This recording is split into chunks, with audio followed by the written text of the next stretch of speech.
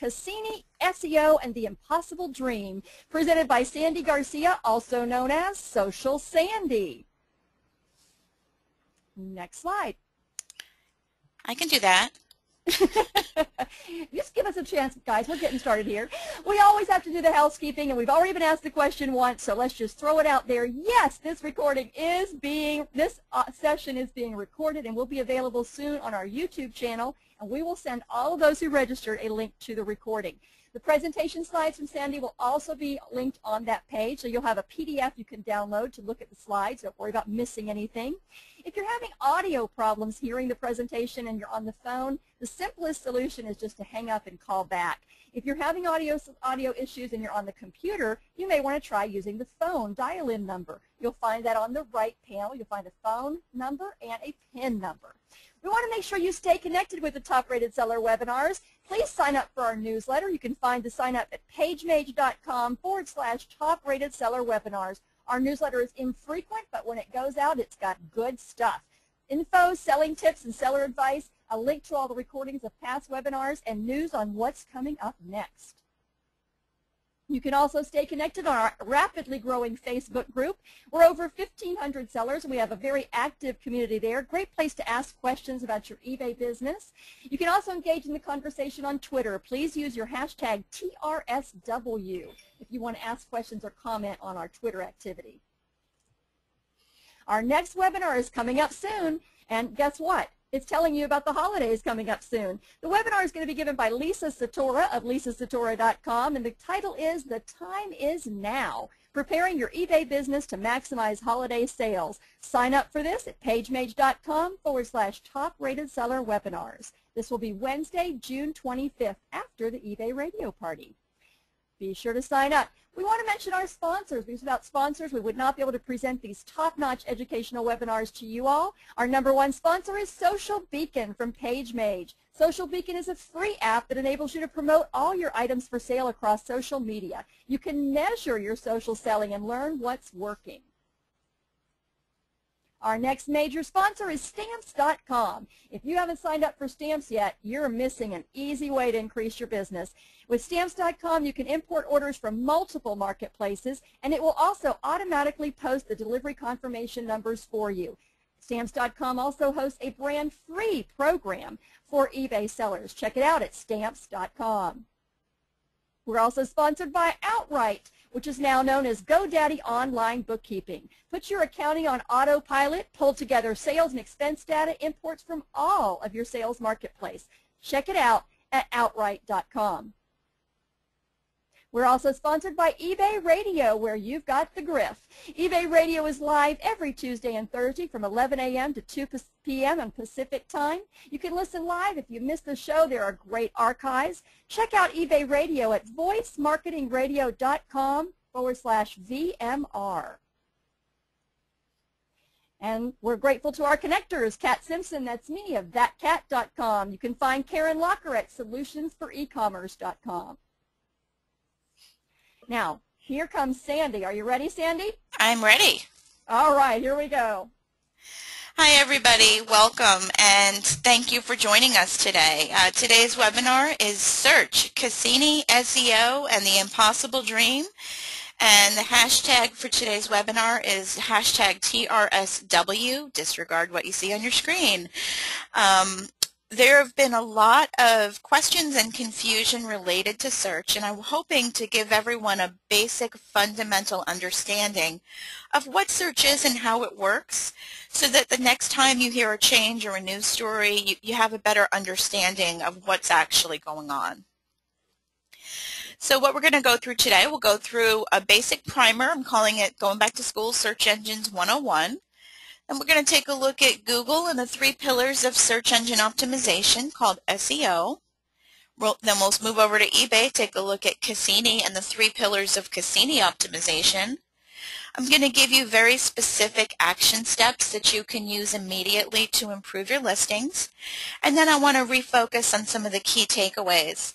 At the end of the presentation, I have presents for everybody and a big announcement. And then we'll take presents. Yay! We like presents, I'm sorry I didn't get them wrapped, but it'll be all right. That's okay. And then we'll take We're going to take final questions at the end, but we will be stopping periodically through the presentation to take questions. And just before we start, I do want to say we're only going to be taking questions related to this webinar. That way we can get through all of the material and make sure everyone gets this great information. So let's get started. We're going to go first into Search Engines 101. So let me just define what a search engine is, because search engines are products like Google, Yahoo Search, Bing, but websites also have search engines built in. So Amazon has their own search engine, eBay has their own search engine that they've built and designed to help people find products inside of those websites. Basically, it's a program that searches for and identifies items in a database that correspond to the keywords or characters that you put into the search box. Cassini is the name of the search engine inside eBay.com, and Google Search is the search engine product of Google.com. I'm going to be focusing on Google because they have such a tremendous market share in the search engine field. However, if it's optimized for Google, it's going to be optimized for Yahoo and Bing and Ask and all of the other search engines out there. So the best practices will cross over. The program of a search engine, think of it as a recipe. It's proprietary, and it's generally protected by lawyers and lots of patents. So as search technology continues to evolve and become more sophisticated, we're going to have less and less transparency into how these search engines work.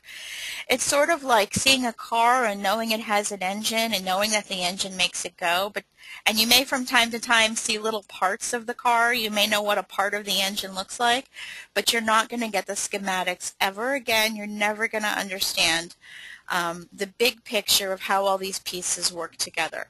So I want you to understand we can know what some of the ingredients in that recipe are and use that knowledge to improve our listings and to improve our rank in search engines, but we're never going to get the complete recipe whether it's from eBay or from Google. So I want everyone to just be clear about that up front. We're going to talk a lot today about search engine optimization, which is often shortened to SEO. And what SEO is, it's the strategies and techniques and tactics that you can employ when you write your listings to increase the number of visitors that come to your website or web page. For our purposes, a web page is the same thing as your listing page because that's an individual web page that lives on eBay.com. You will be getting these slides later, so you don't have to write all of this down, but I do just want to be clear about a few key definitions you may hear me using later in the webinar. A query is anything you type into a search box to find the thing. So if you're interested in the new iPod, you put iPod in the search box. That's called entering a query. A filter is a little bit different. After you do your query, you can apply a filter, and that's like using item specifics to narrow down the search field. You're going to hear the word algorithm a lot. An algorithm is a procedure or formula for solving a problem. It's the way the computers know, using logic, how to narrow things down. Basically, it's a mathematical formula that you put data into it and it kicks out a score. And that brings us to score. The score is the value of any particular listing or web page that the search engine is going to find. They're all going to be scored, and different things go into the score. So for example, using Google's going to look, we'll go into this in detail in a minute, but Google's going to look at who has shared a link to your page, is it used on social, is there good content on the page. Each of those different factors has a score. Each of those different factors has weight. It may be more important to have good content than it is to have been shared by an influential person. So the different parts of that algorithm, the different factors in there, are going to weigh differently. They'll be more or less important. Just keep in mind not everything affects search engines in the same way. This is a really technical, fancy term, SERP, search engine results page. All that is the results. After you do a search, it's the page that pops up with your results. That's all that is. We're going to talk about links. Specifically, we're going to be talking about inbound links today.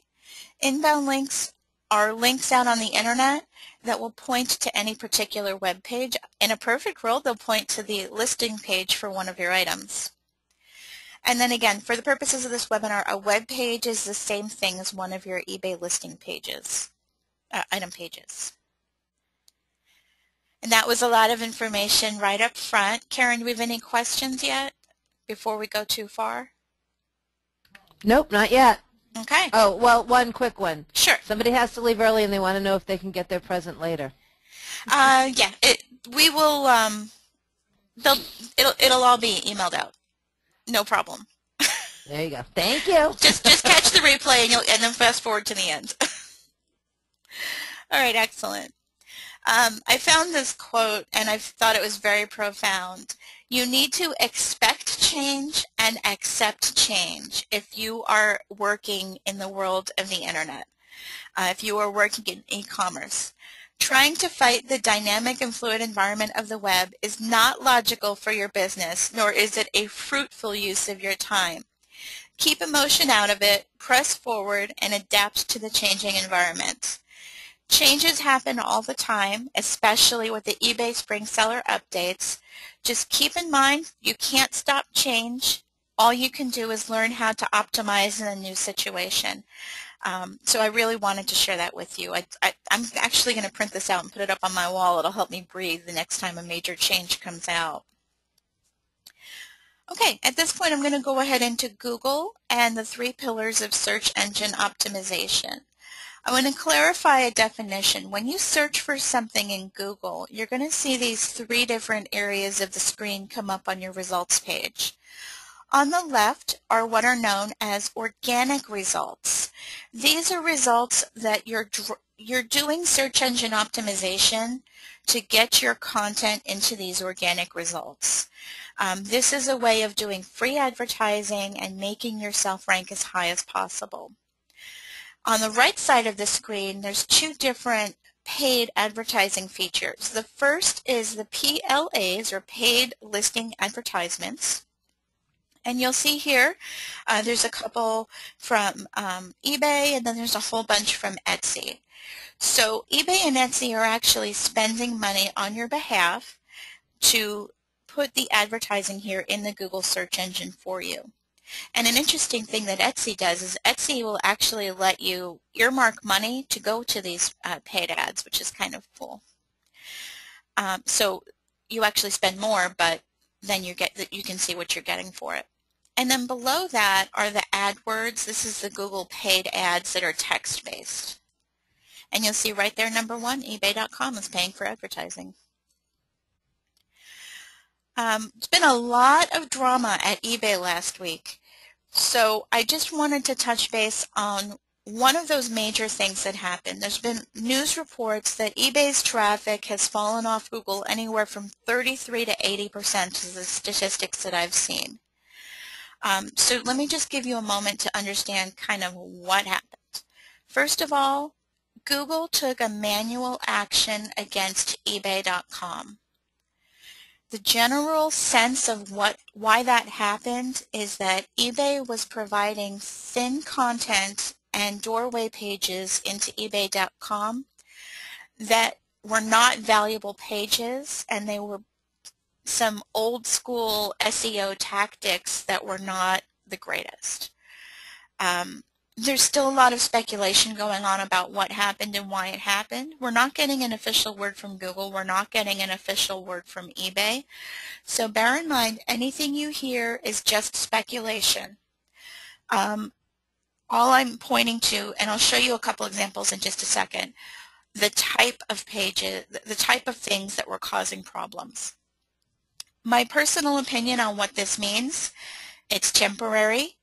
eBay is going to adapt how they present information to the search engines, and they will do better SEO in the future to make the search engines happy. And eBay may need to be spending some more money for product listing ads to compensate. So I think those are the things we're going to see happen. And you don't have to understand the details of all of this, but basically, when you came into eBay from a search engine, you got a page that looks something like this. And you've got a whole bunch of 138 different navigation links on the left. That one item of content has 5 screens worth of links below it, which you don't see it here, but you'll get a sense of what that looks like on the next screen. So you'll see all of this sort of thing inside of eBay. We'll probably be seeing a lot less of this going forward, and that's going to make Google happy, and then that makes everybody happy. So that's all I wanted to say about that, just to kind of give you a sense of what happened. Trust that eBay will adapt, and it will get better going forward. All right, let's move on to Google. It all started with Backrub, not a Backrub, a program called Backrub. In 1996, founders of Google, Larry Page and Sergey Brin, wrote this code. It was a search algorithm, and it turned into the PageRank algorithm. And what it did was it just kind of connected the dots of all the different links out on the internet, and it could tell which links were more important based on how many people linked to them versus how many people linked to others. So Backrub and PageRank evolved into Google. Today, Google's mission is to organize the world's information and make it universally accessible and useful. And this is the fundamental core intent of all search engines. Organize information, make it accessible, and be useful to people. So Backrub evolved into the search algorithm called PageRank. PageRank used little spiders that would crawl all over the internet. Sometimes these spiders are called crawlers, and sometimes they're called robots. Those words are all used interchangeably. The spiders crawl from link to link. While they're doing that, they record data about inbound links and keywords on web pages. The more inbound links any page or site has, the more influential PageRank thinks that is. So you'll rank higher in influence if lots and lots of people are pointing to you. The spiders will, this information is then cataloged at the search engine. This is also called index. And so when somebody does a Google search, they're not actually searching the entire internet. They're just searching this small catalog. Well, it's not small, but it's small compared to the big internet. They're searching this database that Google has built about the internet. So a search is looking at the database. It's not looking at the actual internet. That's why you can get results so quickly. How are we doing on questions, Karen? Because again, I just dropped a lot of information. Well, right now we have 2 questions, which is perfect amount at this time frame. One of them is with this, and I know it's supposition, with the Google slap, as we'll call it, does that make the eBay guides more important because they're content? eBay guides are critically important regardless of what just happened. And I'm going to be getting into those later. I figured you would. And then the second question is, and these are both because you dropped the Google slap thing, is did this have an effect on eBay sales? Because this is from Rich, because his sales really seem to drop.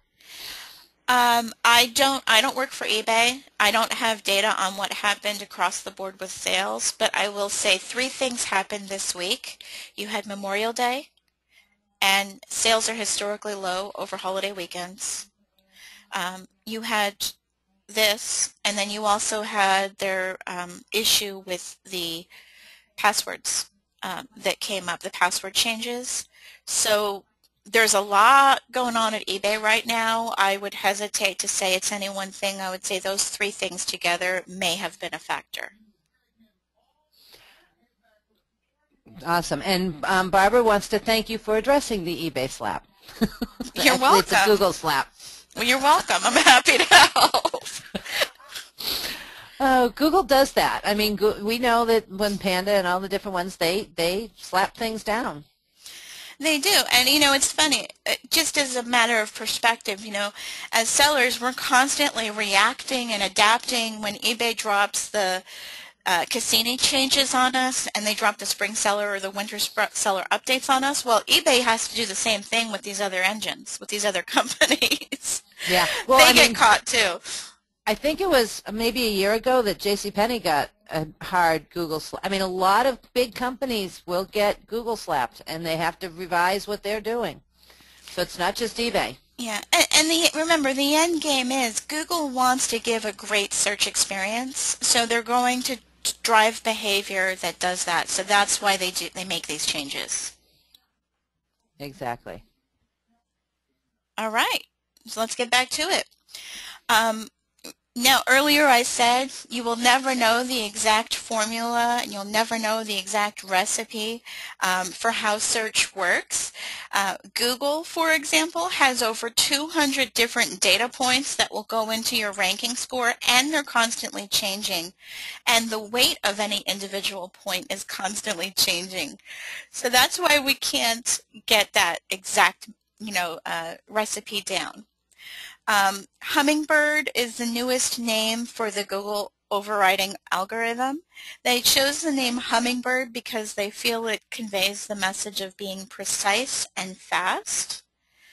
And there are, what do I have here, five key algorithms I just want you to be aware of. You can't really do much with them. I just want you to know they exist and what they do. And they're in oldest to newest order. Except PageRank. PageRank's the oldest and it's at the end. Anyway, sorry. So the content relevancy algorithm. This was huge because before this came out, and I think this was in 2009, the spiders were crawling and ranking websites as an entire website. So all of eBay.com was considered one thing. When this content relevancy algorithm came out, all of a sudden they could look at page by page. So item listing number 1, 2, 3 on eBay could be looked at differently than item number 7, 8, 9, for example. So the keywords on individual pages became much more searchable, and that was great for eBay sellers or anyone in e-commerce because the success of your individual page is no longer purely dependent on the master website that you're living on.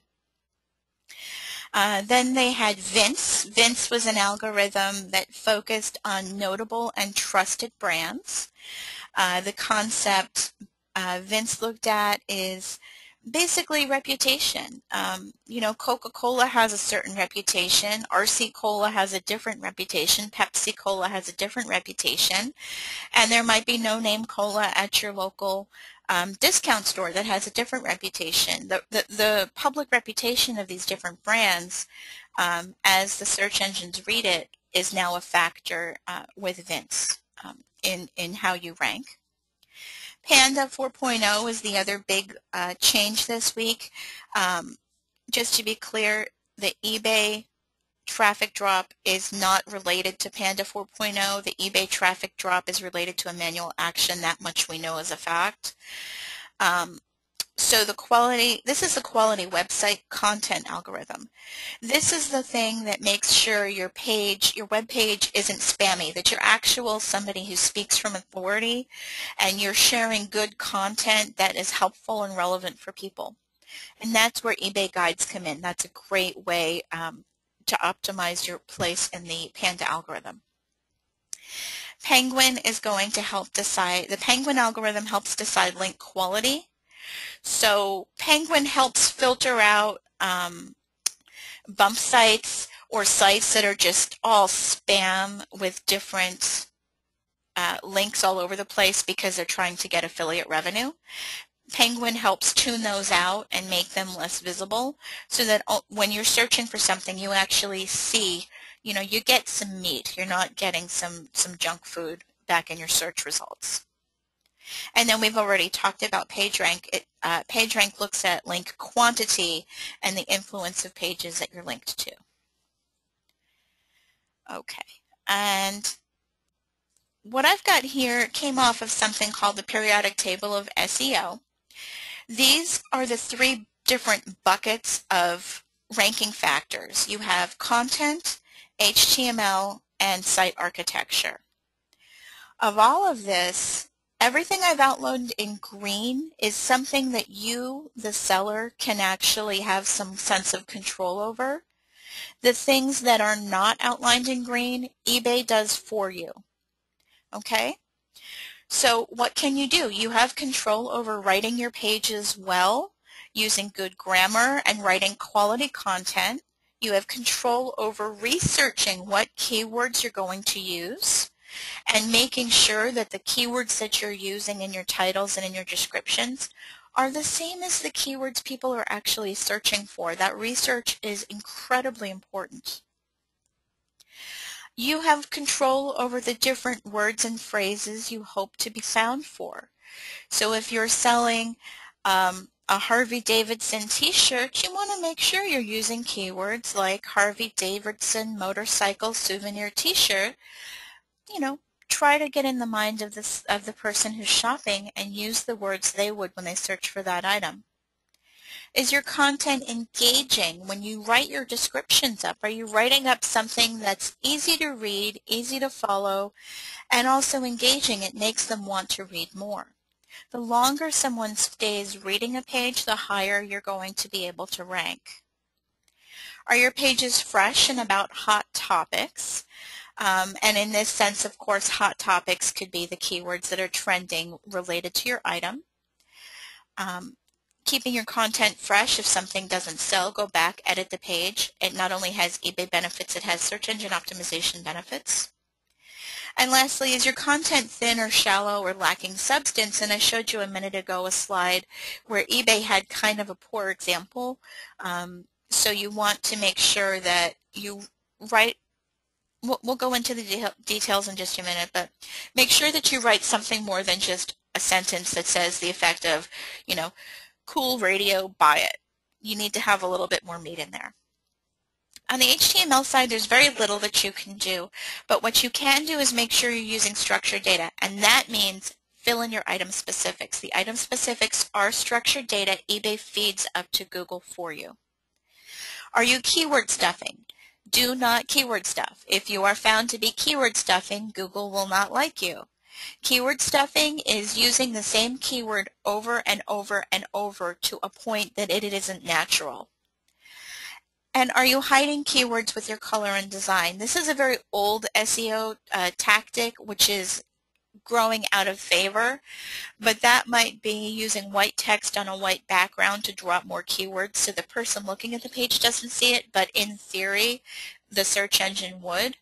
That used to work, but now that will drive traffic, drive rank down. So don't do that. Make sure you're not hiding keywords with your colors and design of your page. Those, by the way, are on-page SEO factors you can control. Then you have off-page SEO factors. Again, there's not very much you can control when it has nothing to do with your page or listing. I've highlighted a few in green that you can. Are you buying links? Don't do it. If you're out there buying links to get listed higher, you're going to have problems. Don't spam. Don't go out to different blogs and just spam your listing in the comments. I'm going to talk about a way you can make that work for you, but just going from blog to blog to blog, leaving comment, you know, buy my stuff, buy my stuff, buy my stuff with the link is terrible, and it's going to hurt you with search rank. Trust is another big factor, but there's not a whole lot you can do. It falls to eBay to meet these requirements. Coming over here to social. Do the people who are respected on social networks share your content? Are there influencers out there that maybe have clout measures your influence on social media? Google doesn't read your clout score per se, but the things that would give you a high clout score are Google will recognize that as having influence.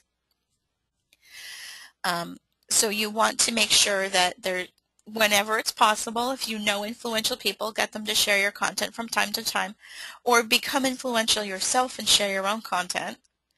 And are there many different people sharing your content on social networks? So it's both people who are influential and people multiple people. Those are both factors in social. And then personal. What you can control is, has someone recently visited your site or favorited it? The way you can control that is by driving people there yourself.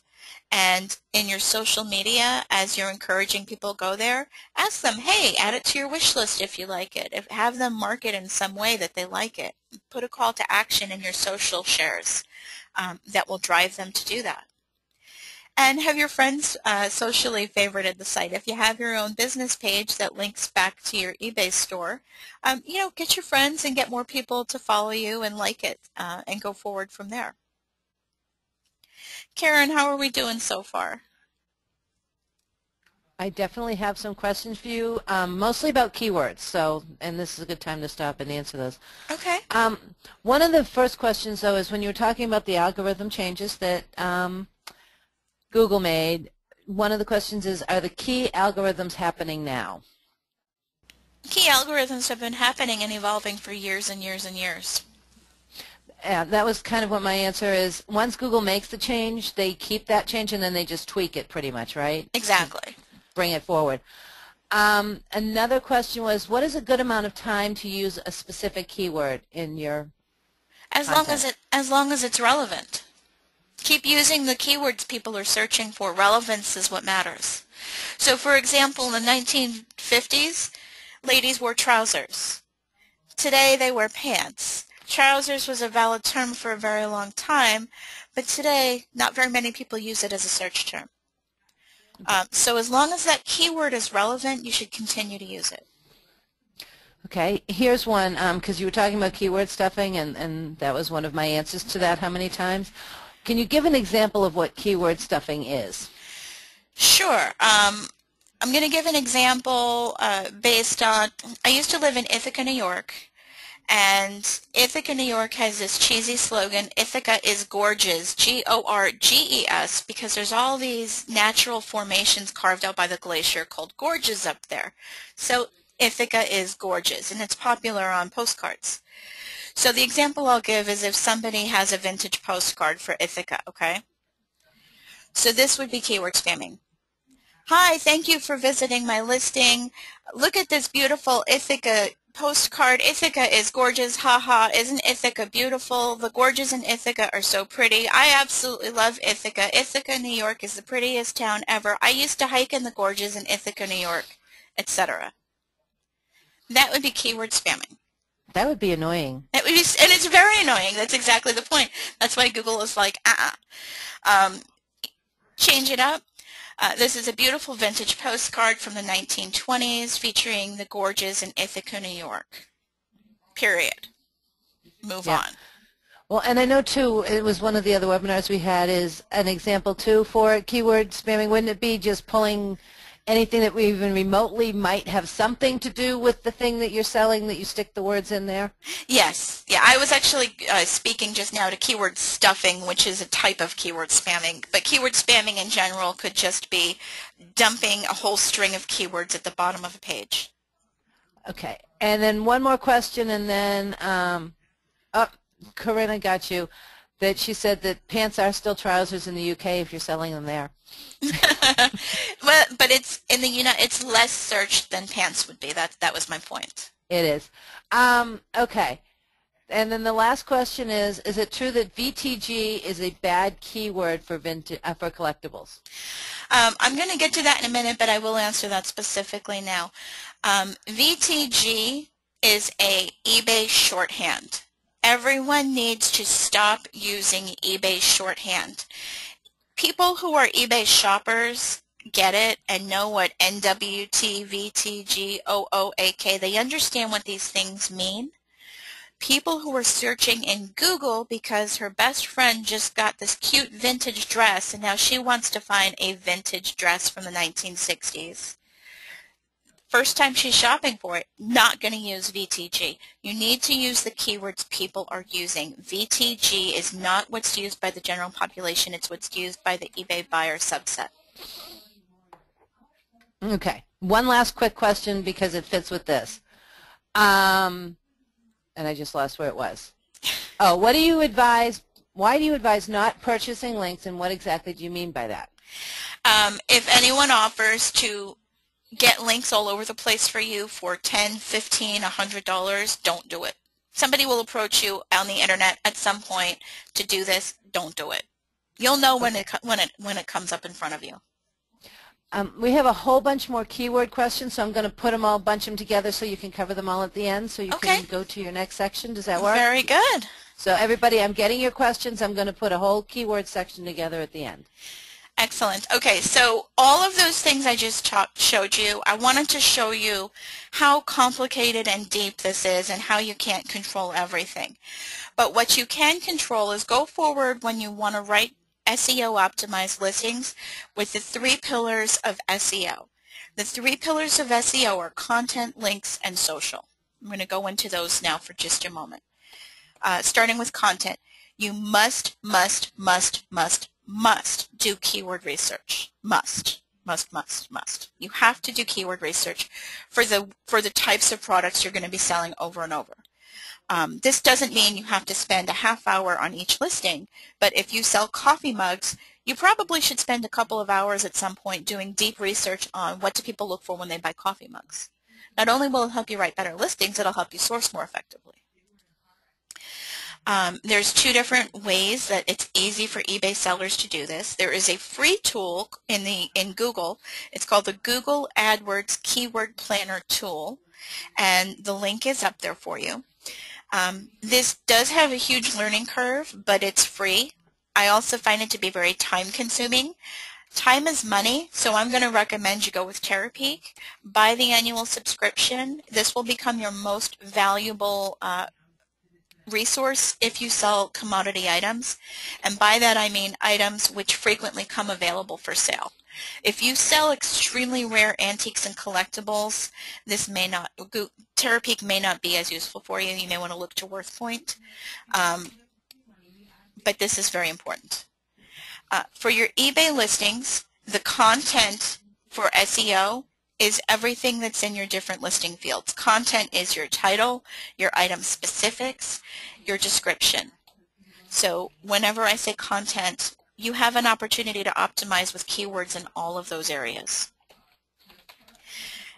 This next item is my personal heartfelt suggestion as to how you can stand out with search engine optimization from the competition.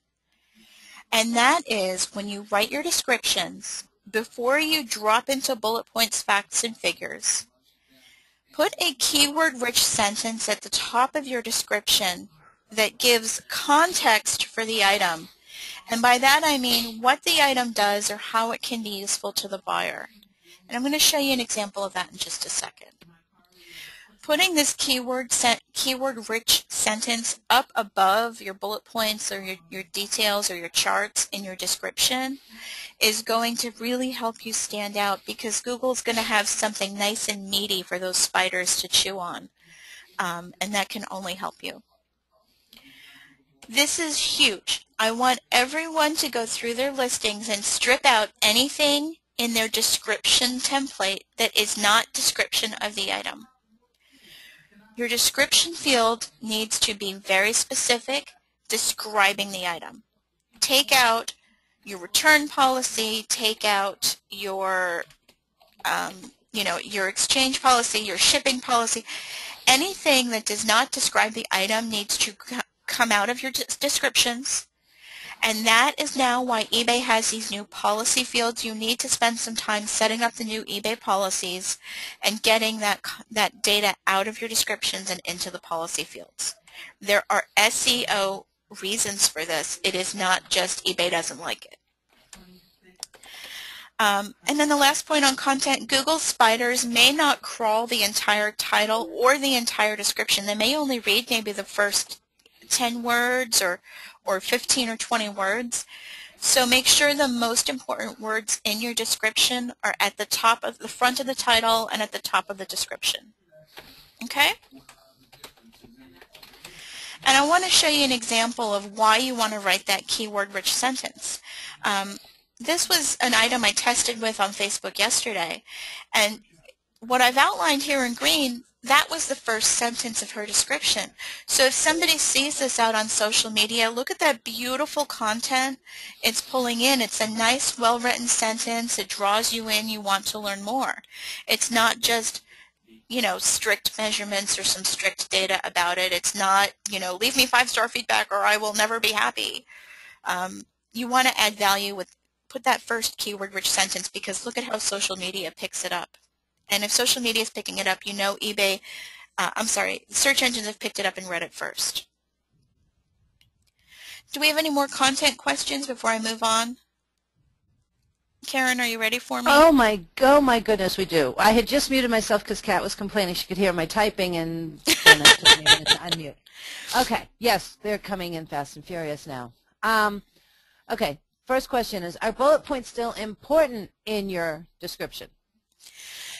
Organizing your content in a way that's quick and easy to display is important. Bullet points don't have to be how you do that. You could just have short sentences with a little white space between them that are not running together in a long run-on paragraph. So what's important is that making sure it's quick and easy to read, not bullet point versus no bullet point. Okay. Yeah, I know because I use File Exchange and it doesn't like bullet points, so I just make mine all real short little sentences with page breaks. Bullet points, this is just a point. Bullet points are actually a form of HTML, and if you're struggling with them, just use a little asterisk instead of a bullet point, because the asterisk is not HTML. Okay. The next question was, eBay has been telling me that my item specifics are not filled in when every one of them is filled. Is there a current glitch? Do you know of anything of that? I don't know. Okay. Let's see. I've been seeing that too.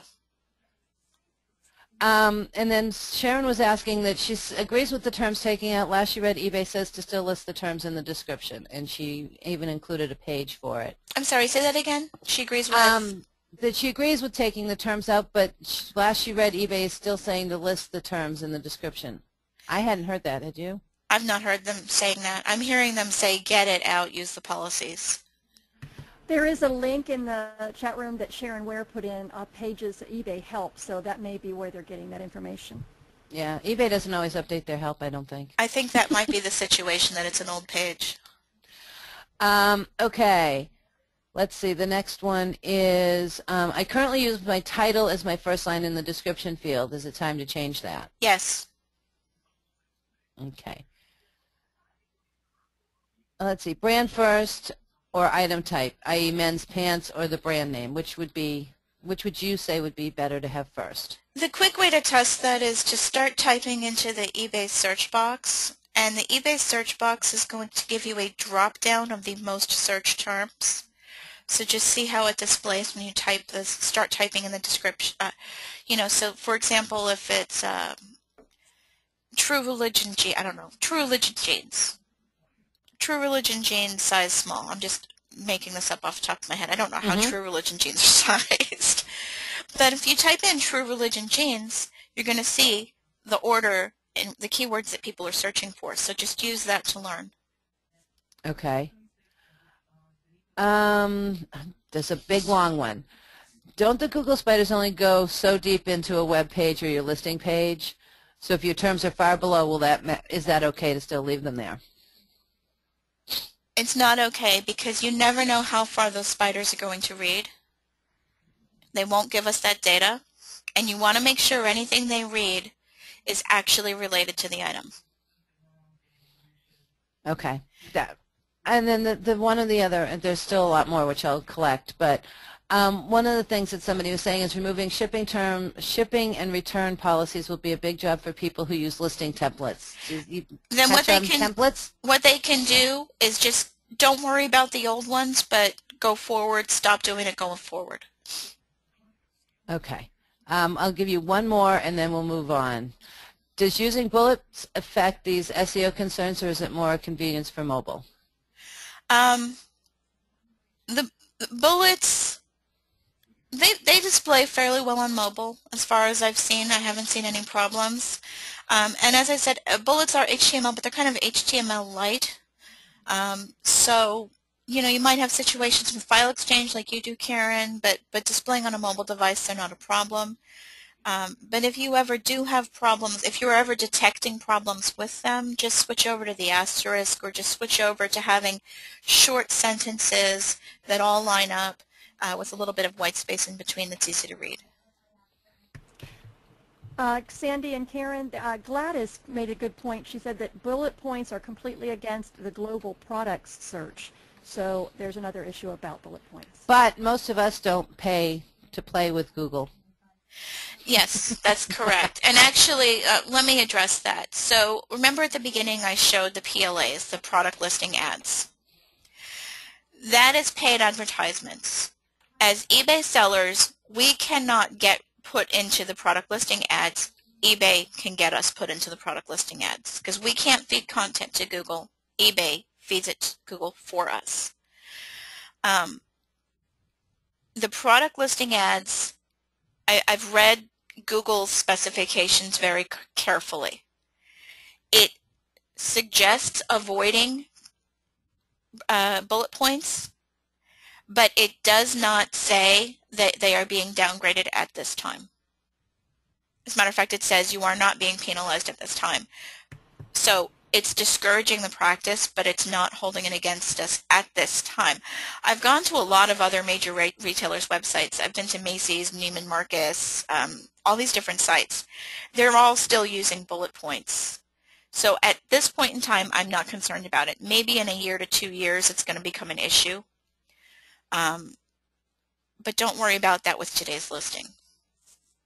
Okay, one more and then, because there's still a ton, but one more and then we'll move to the next so you can get to your next section. So is using the title in the description field considered keyword spamming? It might be. But also, context is very important, very, very important to Google. If it can't understand context, it is not going to be easily able to rank your page. Titles tend to be jumbles of keywords because that's what works inside of the eBay search engine.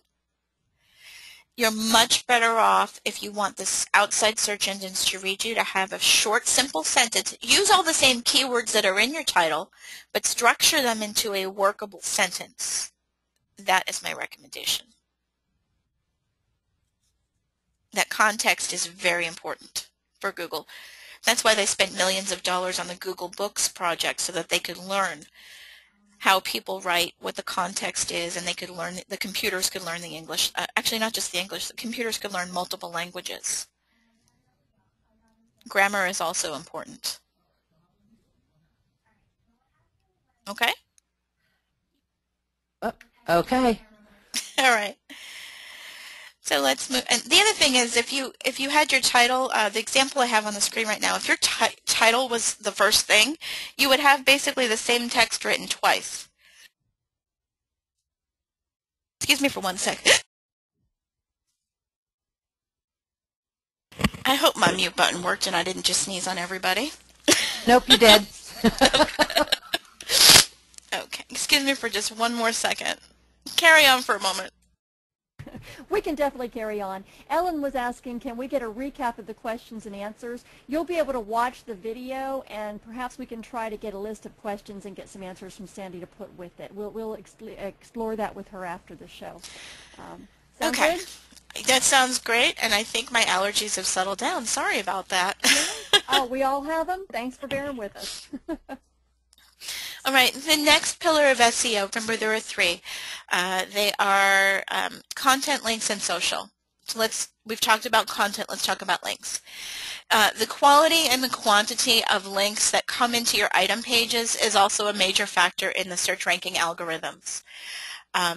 You obviously can't run around to everybody on the internet and tell them to link back to your page, but there's a few things that you can do. You can write your own blog, and then you can link back to your items. You can work with other people to be a guest blogger on their blog and then link back to your items. You can comment on other people's blog posts, and this is important. If and only if the blog relates in some way to your products, and you can add value with your comment and then include a link back to the item. You don't want to be on a blog for Harley-Davidson motorcycles and link back to, you know, the newest who's the girl from Frozen? I haven't seen Frozen, so Elsa and Anna. Okay. Elsa You don't and want to Anna. be on the Harley-Davidson blog and link back to your Elsa and Anna dolls from Frozen. You have to make sure you're adding context. You know, if somebody's writing a blog post about a Harley-Davidson motorcycle and complaining about they can't find the right part, you can say, oh, I had that problem, and here's where you can locate it. And then you're solving a problem, you're adding value. The next thing is you want to avoid bump sites. This is a practice that became popular with eBay sellers a few years ago, but it is now an SEO black hat tactic. You will be penalized if you're on pages that are just dumping links, hopefully driving traffic. Stop wasting your time. Start with social media instead. It's a better use of your time. And when you spend, so driving inbound links to your items is time consuming. Make sure that you're only focusing those efforts on driving traffic to items people can buy over and over and over that you can restock. So I wouldn't waste your time doing it on a, you know, used skirt that you have one and you can only sell one. But if you have an item, maybe you sell cotton blouses, dress shirts that you can restock because you have a local manufacturer make them for you and you want to sell them over and over and over again, that might be a good product to link back to. That brings us to the last pillar of SEO, which is social. I love this comment. Social media gives companies an additional platform to interact with customers, to build their brands, create a community, all while driving traffic to their website. All of that in a nutshell, that is what social media does for your business. So to optimize this, first you need to determine who your target customer is, and then build a presence on the social media network that he or she is using. This is going to help you reach them so that you can build a brand they can trust, you'll create a sense of community, everything we just said. Search engines use something called social signals to factor social media presence into rank. Some of those social signals I have listed here. How often do you share content on social channels? How often do people visit your website from social channels? How many fans or followers do you have? Does your website have social sharing elements available for visitors? And then the ebay.com listing pages do have all of that built in for you. What's the ratio of followers to people you follow? So if you have a Twitter account and you're following 17,000 people and 4,000 people are following you, that's a ratio that's out of sync. You want to make sure you're always following more people than follow you because it shows that you're an influential person in social media. And which influencers are sharing your content? Are people who have influence in social media actually drawing attention to what you have to offer and bringing other people to it? And I mentioned this before, the search engine Bing.com actually takes your Clout score, and everybody can have a Clout score. Just go to Clout.com, Klout.com, and you can determine your Clout score. Bing actually uses the Clout score in your search engine rankings. And then I liked what Stephanie wrote here because this is a very simple way to look at how social affects your SEO rank. Link building was always about social proof. If more people found your page or your site to be valuable and linked to it, that was a type of a social proof. Social media helps you crowdsource your link building. So if you're out there active in social media and you have people sharing your items that you've put out there, it's sort of like crowdsourcing your link building. Being social is the fastest way to grow your presence online. Social signatures are real. Social links bring real traffic to your website. And Google hates artificial link building like the bump sites we just talked about. And I want to show you how this is a great visualization. This is something Google Plus does. It's called ripples. I wanted you to visualize what that looks like when you can touch an influential person, and ripples actually displays that for us visually.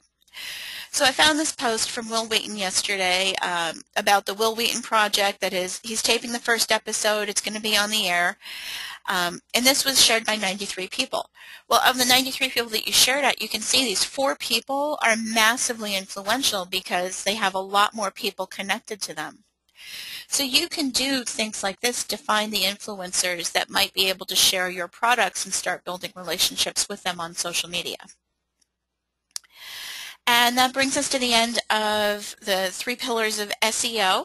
And we'll go into Cassini in a moment. Cassini is going to be a much shorter section because it's a much smaller program.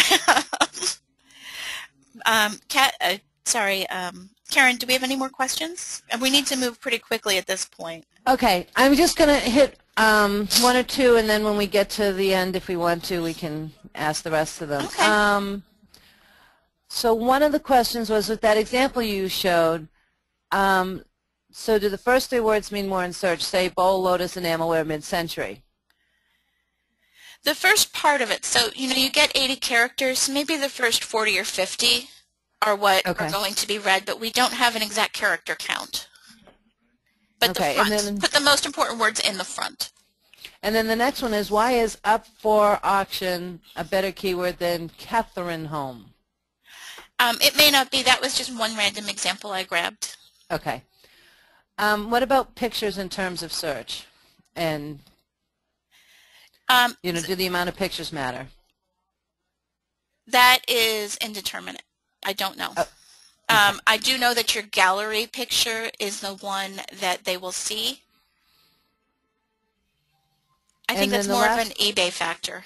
Yeah, and then the last one, and I'm trying to find it, is somebody wants to figure out where they set up their policy. So I'm on a hunt for that one. Do you know off the top of your head, is it in your seller account? I don't know, and I'm not entirely sure that they've made that accessible to all sellers everybody yet. I think it's still being rolled out, but as soon as you have access to it, then you need to do that. Yeah, and as soon as you have access to it, if you've ever had anything set up, they'll all be there. It's going to be a project whenever someone stops to do it, but it needs to be done. Yeah, because I don't think it's rolled out to everybody because I'm hunting in mine, and I don't find it in mine, so that's why I was asking. You will eventually. Okay. It'll be there. I don't want it, but that's okay. All right.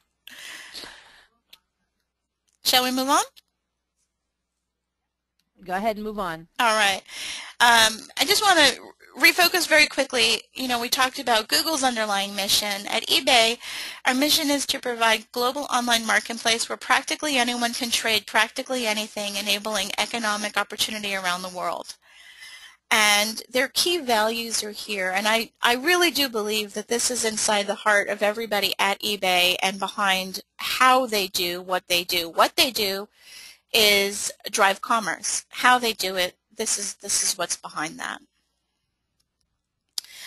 Cassini is a search engine, and the primary purpose of a search engine is to help people find the most relevant content for what they're looking for. Cassini is not out there to make eBay sellers hate eBay. Cassini is simply there to help people looking for items find the items they're looking for. That's its purpose. Cassini functions to try to present searchers with results that match what they're looking for. In other words, it's about getting the most relevant items in front of a buyer who is searching that specific item. Best Match is the name of the algorithm that drives Cassini. All of these factors could at any time be weighted in Cassini in Best Match. Of all of these different things, the only thing we know for sure at this point is that defect rate starting August 20th, actually August 1st, August 20th, defect rate will be a factor in best match. eBay is very tight-lipped about what is and isn't a factor, but they have been explicit about this. So you want to make sure your defect rate is as low as possible. The three pillars of Cassini optimization are trust, value, and relevance. And we've heard this before. So how do you develop trust with Cassini? Avoid item not as described cases by carefully describing your items. Always keep in the back of your mind, under promise and over deliver. Tell them everything that's wrong with it so that they're delighted when they don't see it themselves when they get it to the other end. You can build trust by accepting returns and opting into hassle-free returns. You can build trust by uploading tracking information same day. Use a lot of high-quality images. Carefully describe your items using the item condition description field for used items. And then I would actually encourage you to copy that information into the listing description itself so that they see it everywhere. And then this is a quote from Hugh Williams. He's not with eBay anymore, but at the time of development for Cassini, this is from him. Study what it takes to be a top-rated seller on eBay. It is our definition of the key tenets of being a trusted seller on eBay, and we will use those trust signals in search. Moving on to value. Make sure your items are competitively priced. Check both completed sales and active listings when you set your price. Offer free shipping when possible. When that is not possible, make sure shipping is fair. Offer fast shipping and international shipping, and accept returns. All of these are signals for value. And relevancy. Make sure you're listed in the correct category. Make sure your title accurately identifies the item listed. Avoid keyword spamming in your titles. Complete item specifics as thoroughly and as accurately as possible. And don't keyword spam. These are some key takeaway thoughts on Cassini. Every shopper now gets a different set of results. You can never again rank number 1 to 100% of the shoppers. This is because buyers' histories and buyers' behavior is now a factor in the best match algorithm. So any variables such as how far away is the buyer from you? Does the buyer usually buy fixed price, or does the buyer tend to buy auction items? Does the buyer purchase new, or is she happy buying used items? All of the buyer history is now a factor, so everyone is going to see different results. And this, I think, is the most powerful summary. eBay relies heavily on data to drive all business decisions. Therefore, if it can be measured, it could be scored for best match. What's actually scored is going to change over time, from day to day and from week to week and from year to year. But just keep in mind, if they measure it, they can factor it in. Make sure the most important keywords are always in your title. Right now, Cassini reads your title. It reads item specifics, item condition, and the item condition description. It reads images, and it will read the description if there are very, very few results on a search. If you're searching for something that's rare and obscure and it can't find anything with that word in the title, in that situation it will go and read the description, but it's not a default. And then talking about HTML. Best Match doesn't necessarily care about HTML, but keep in mind excessive HTML may give a poor buyer experience. HTML may not render properly on mobile phones. As for search engine optimization, a small amount of HTML, such as including a YouTube video or outbound links that are going to offer more information about your product, can make your listing page more valuable to search engines. But make sure there is text above the HTML for the search engine spiders to crawl first. So have that powerful sentence about your item above the YouTube video. Don't put the YouTube video at the top. And then the buyer's opinion. Too much HTML can lead to a very poor visual experience for the buyer, so try to strip down your templates down to the bare minimum to deliver the best possible experience.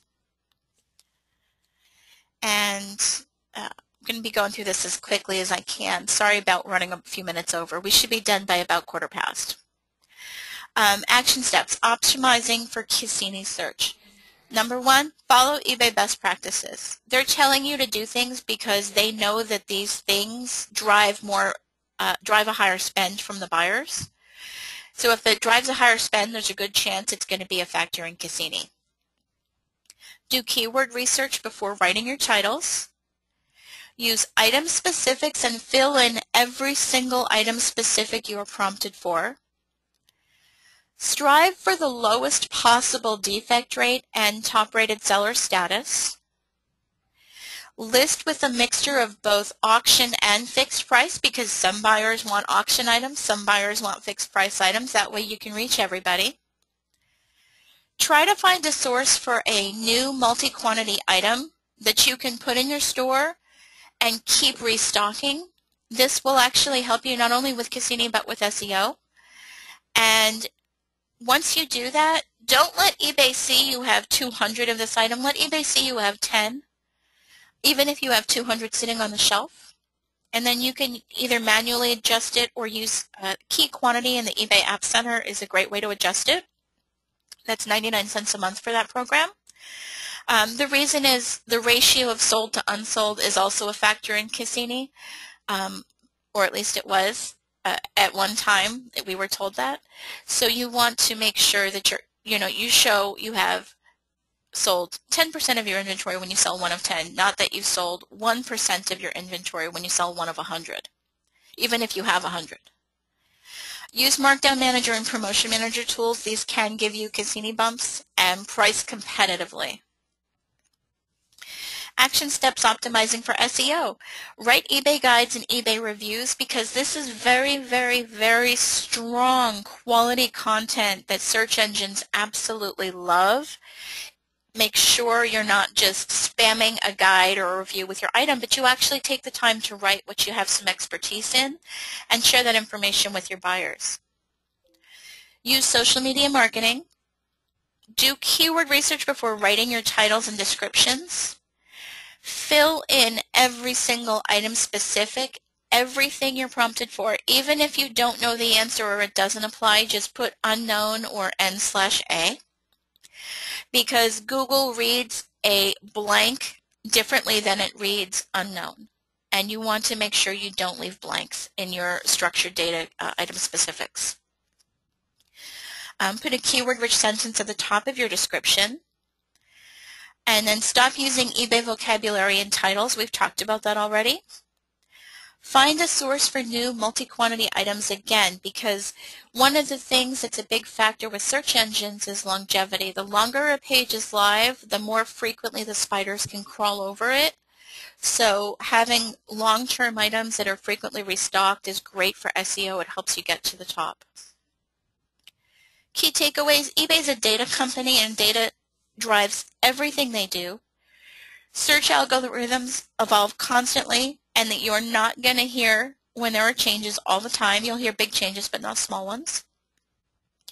Search engines have become effective bullshit detectors, if I may be indelicate for a second. They can tell when you're trying to trick them, and they're much smarter than they used to be.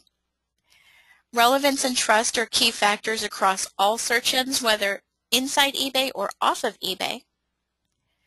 There's no easy button for SEO and Cassini optimization. You need to do the research, offer exceptional customer service, and list new content frequently, and then update non-performing pages. Update non-performing listings so that the content is fresh and the spiders will come back over them and see new information. And again, everyone sees a different search engine result page. You'll never be number one for 100% of the customers again. So what can you do? What's your homework? Focus on keyword research. Either sign up for Terapeak or learn how to use the Google AdWords Keyword Planner tool.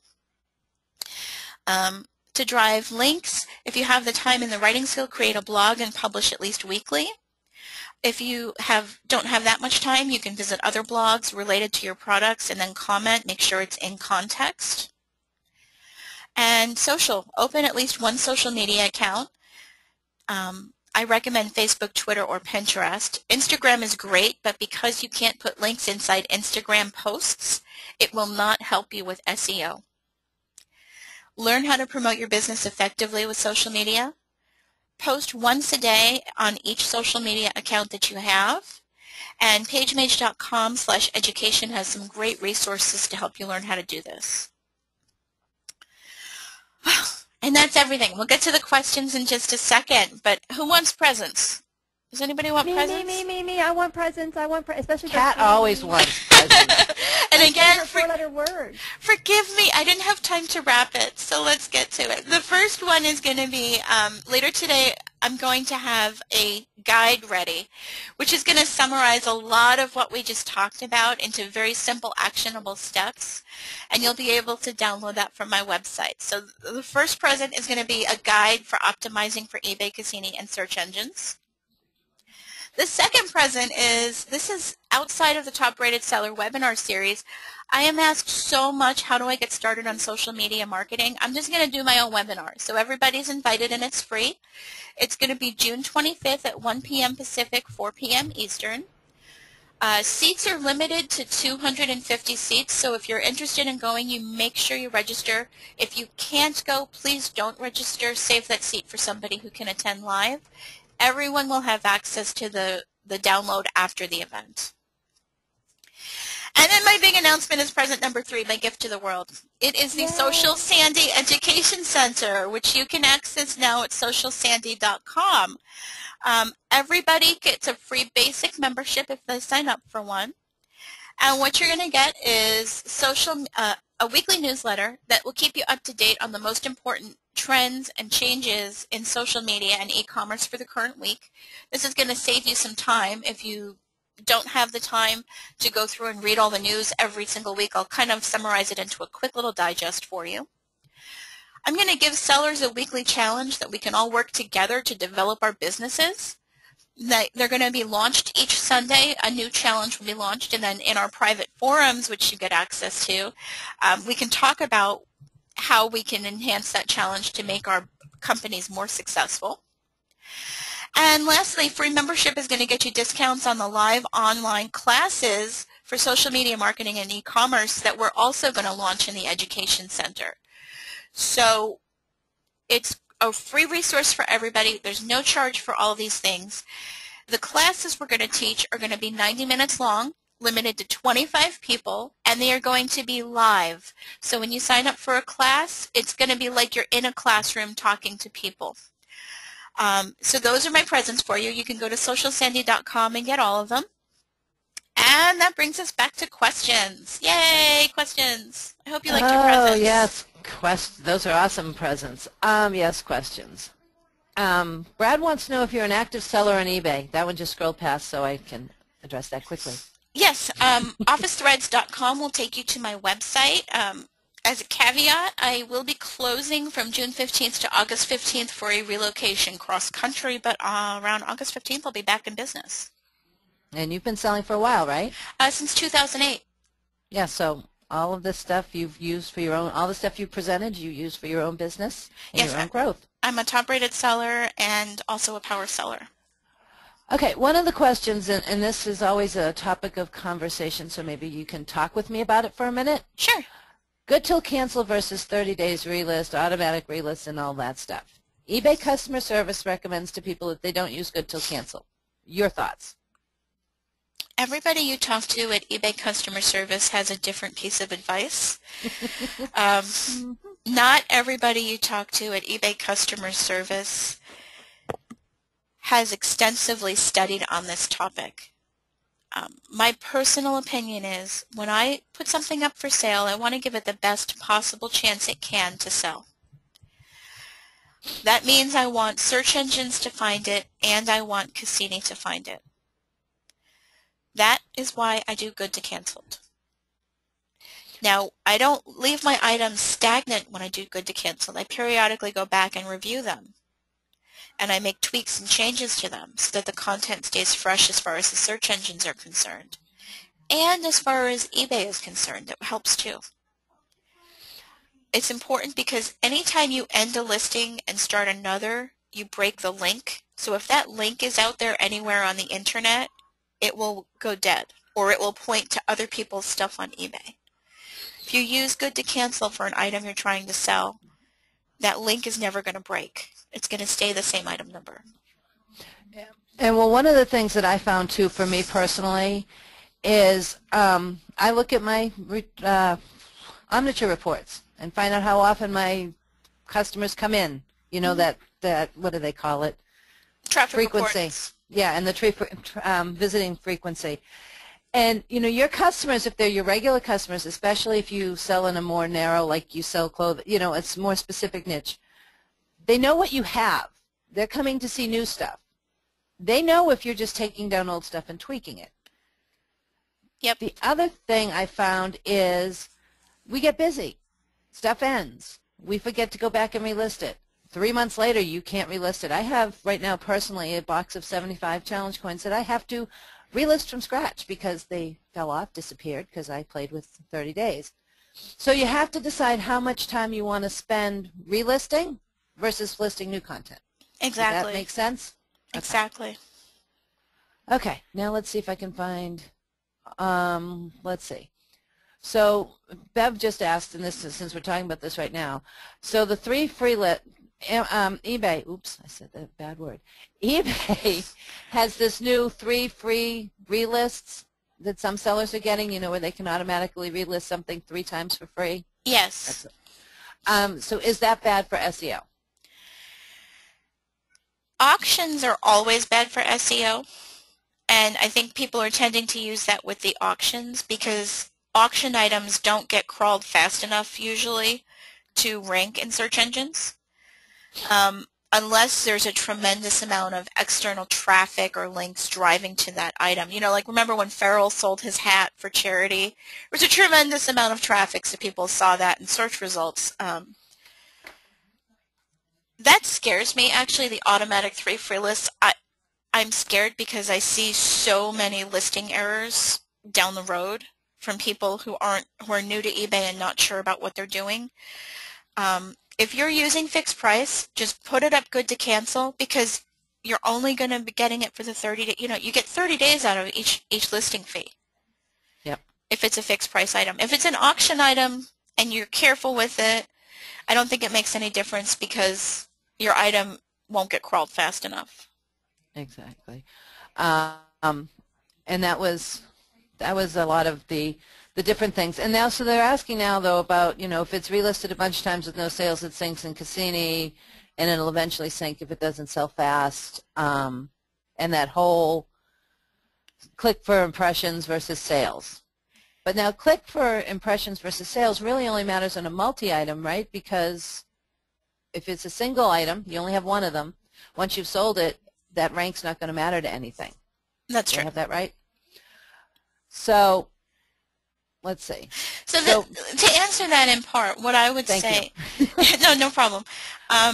So if you have an item that, say, has reached 400, 500, 600 views, it's an item you have one of, it's a used item, it's a $30 or $40 item, it's not very valuable, I would end it, start from scratch, because apparently what you did before wasn't working, and then try again.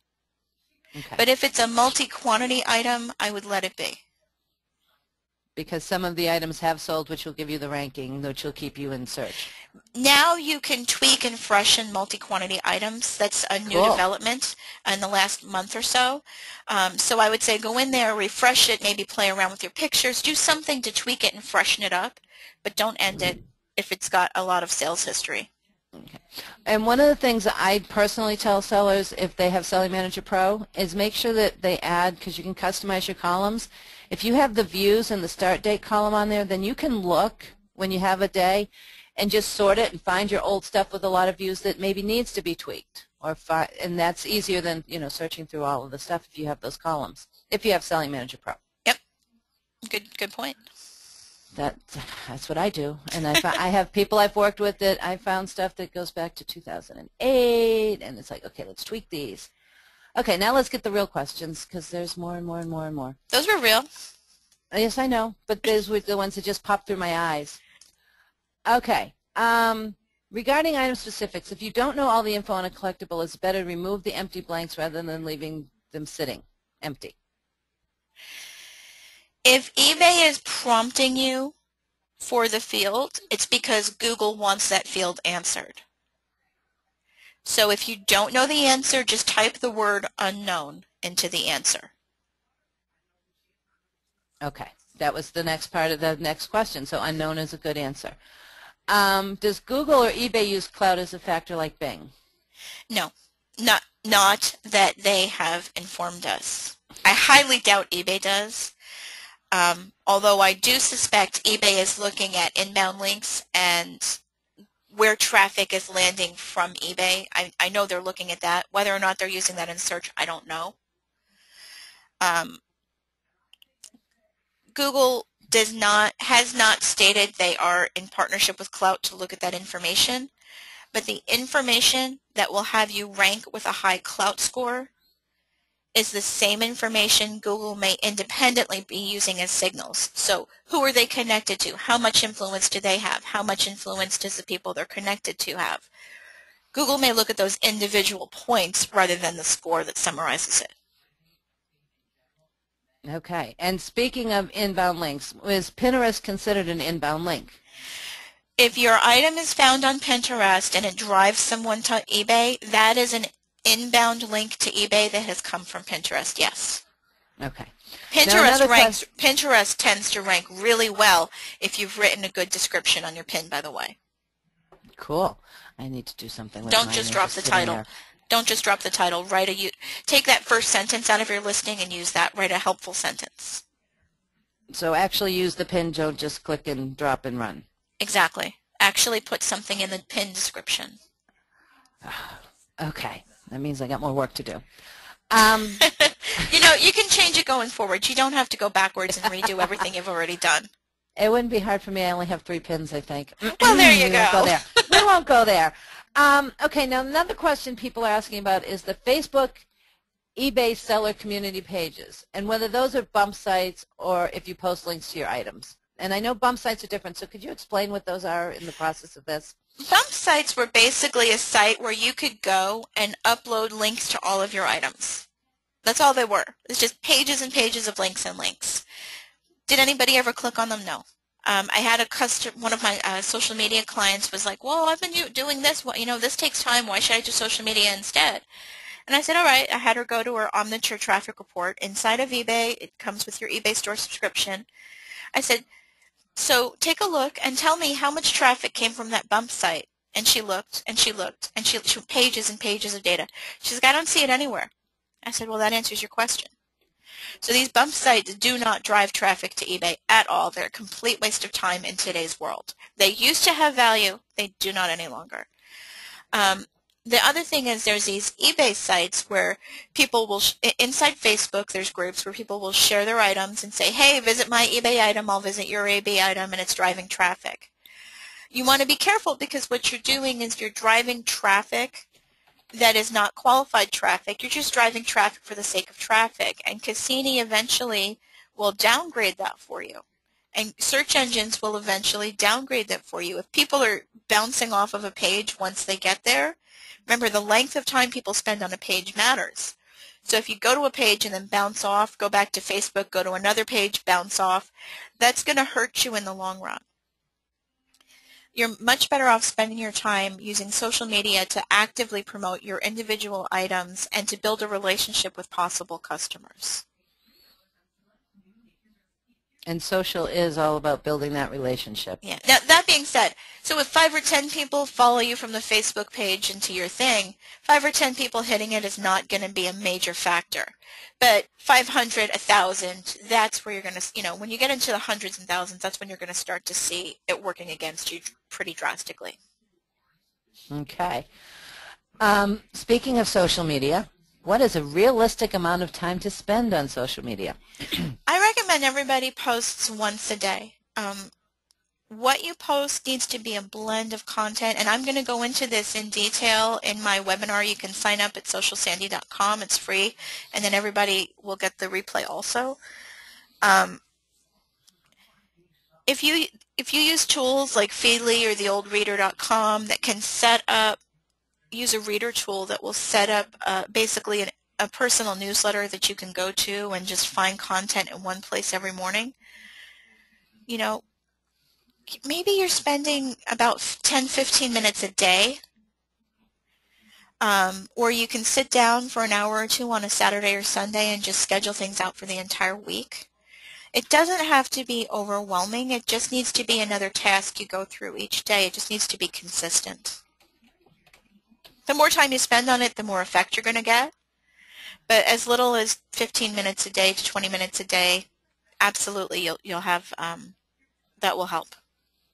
Okay, and this just popped up while we're talking about this. So would you say having a personal Facebook page for selling your items would be more beneficial for driving traffic? Having a business Facebook page for selling your items.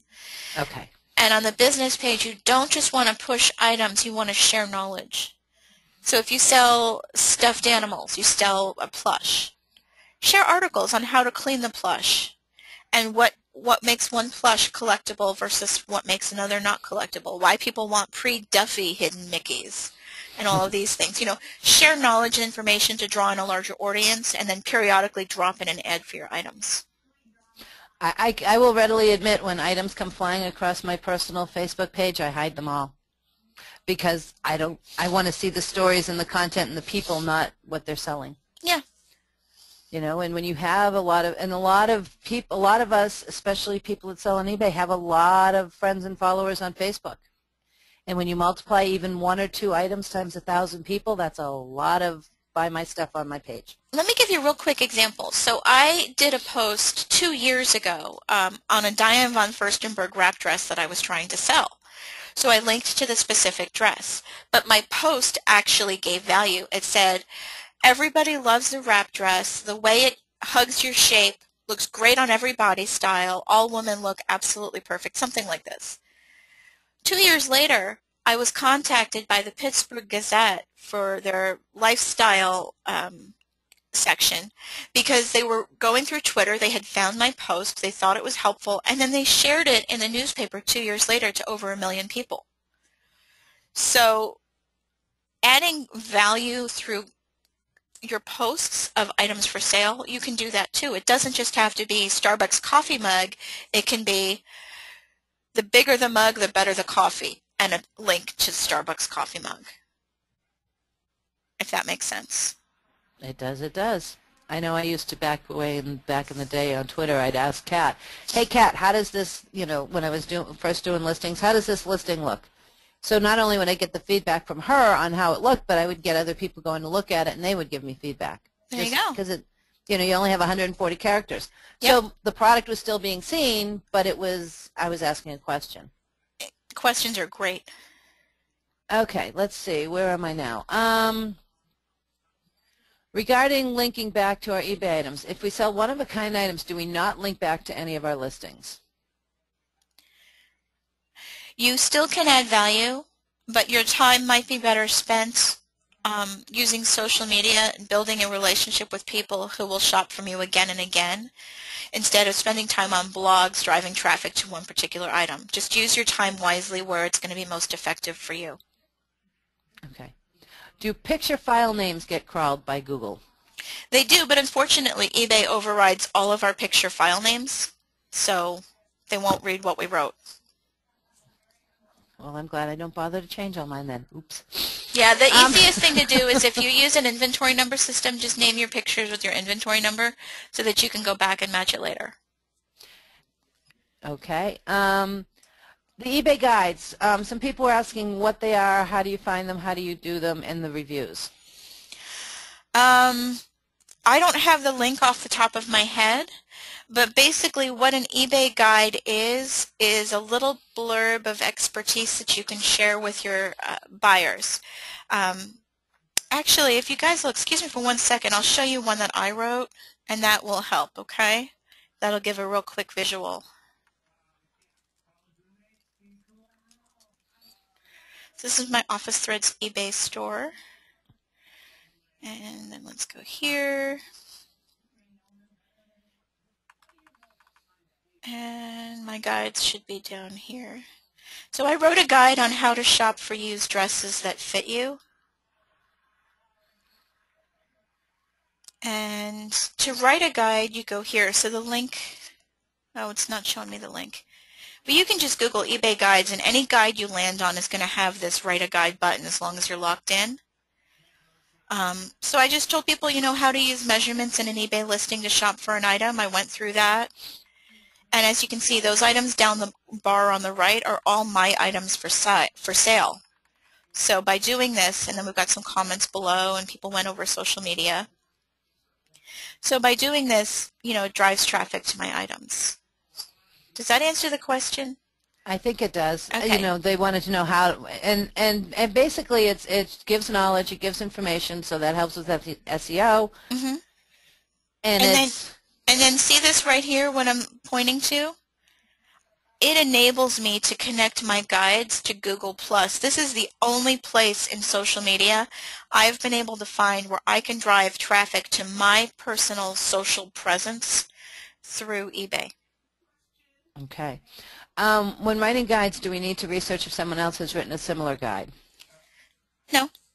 Just write a great guide. Exactly. Write a better guide. Okay.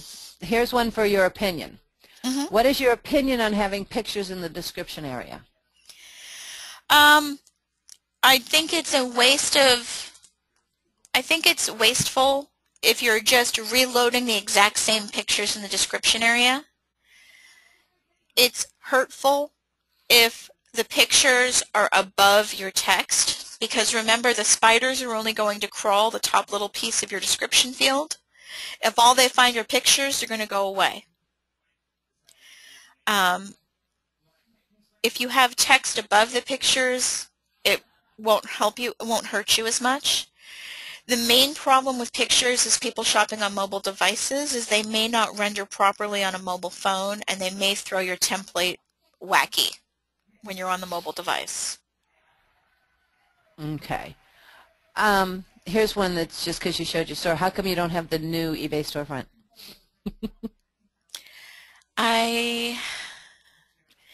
The new eBay storefront does not give you does not give you ways to customize. Right. Nor does it give you custom pages. I feel that it's thin content. Promotion boxes. Yeah, have any personally, so I'll go back to it. I have content in all these different little boxes. I have my own pages over here. I have lots and lots of content about me. And I don't have an option to do that on the new storefront. The new storefront looks beautiful. And eventually, of course, I am going to have to shift over. I'm hoping I can just drag my feet long enough that the new content, that I can add my own personalized content at that time. Yeah, I have the new storefront because I didn't have any of that personal content, so it was easy for me. Of course, I need to do my banner. But for people that have all those custom pages and all those other things, they lose all of that. So yep, waiting until you have to is probably smartest. That's my choice. Do collections help in SEO?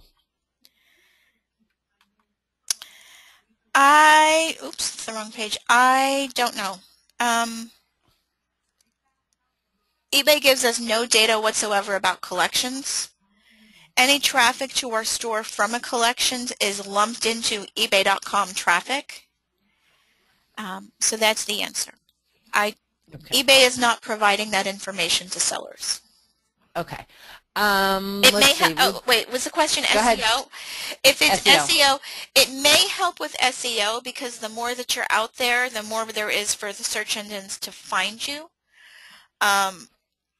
But I'd much rather spend my time on social media where I can measure the results than on collections where I can't. And another similar type question to this is Google paying any attention to the new eBay followers? I have no idea. The one thing that and Sandy said it in the beginning, is Google and eBay don't really tell us what exactly. They give us ideas, but they're not telling us exactly what they pay attention to. The one thing Google can see is, so basically if somebody follows you, it's just putting links between you and that person. So Google can see there's a link connection. Whether or not it reads that as a social signal, I don't know. Okay. Let me see if I can, this is one that's a specific thing, but maybe you have an answer to it. I use my store maps in all my listings. The app inserts a world map and a North America map at the bottom of the listings. Is this affecting my SEO? Probably not, but my guess is it's rendering poorly on mobile devices. Okay. I'm trying to see if there's any, I mean, a lot more keep coming in, but let me see. Do you have any recommendations for creating a new template that is maximized for SEO and mobile? Yeah, don't use any colors, don't use any backdrops, just basically use a template that simply drops information. I can give an example. I can show you what I do. Let's see. Let me show you this one right here. My templates are very simple, very clean. It's just information. I've got my cute little sentence at the beginning, quick bullet points, measurements. That frame on the left is actually something eBay is putting there. It's my store categories. It's not part of my template. And in the new store, the categories are much bigger and much more prominent to see. Are they? Okay. Yeah, because that's one of the things that I've noticed in my store, because I was bad in most of mine because I use File Exchange. I was lazy, and I have them all in other, and it's like, I really need to fix that.